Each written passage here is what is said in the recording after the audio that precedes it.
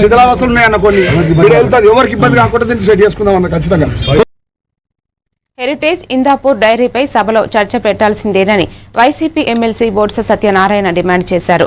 దేవుడు సొమ్మును లూటీ చేస్తున్నారని ఆరోపించారు. హెరిటేజ్ ప్రైవేటు సంస్థ అని దాని గురించి మంత్రులు ఎందుకు మాట్లాడుతున్నారని నిలదీశారు.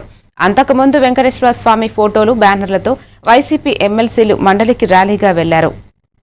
పార్టీకి కానీ చచ్చుతుంటే ఆ భగవంతుడి మీద వచ్చి మీకు వచ్చి మరి భక్తిభావం ఉంటే నిజంగా భగవంతుని వచ్చి మా మీద మీకు అవినీతి ఉంటే చర్చకు రండి. వాస్తవాలు వచ్చి చర్చిద్దాం, వాస్తవాలు వచ్చి చెప్దాం.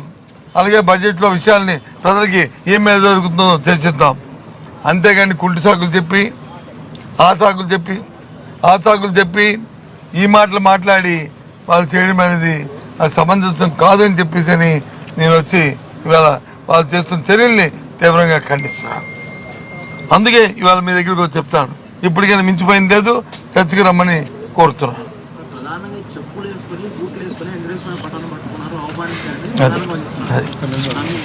అది ఒక్క విషయాన్ని మళ్ళీ టేబుల్ మీద నేనే పెట్టాను.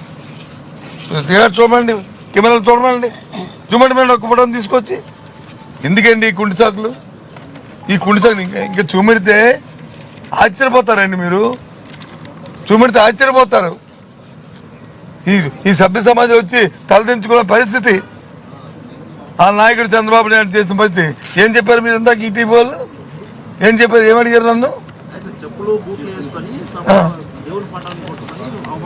అవమానించారు. అదే కదా మీరు చెప్పారుగా, మేము అవమానించలేదు, దాన్ని తీవ్రంగా ఖండిస్తున్నాం.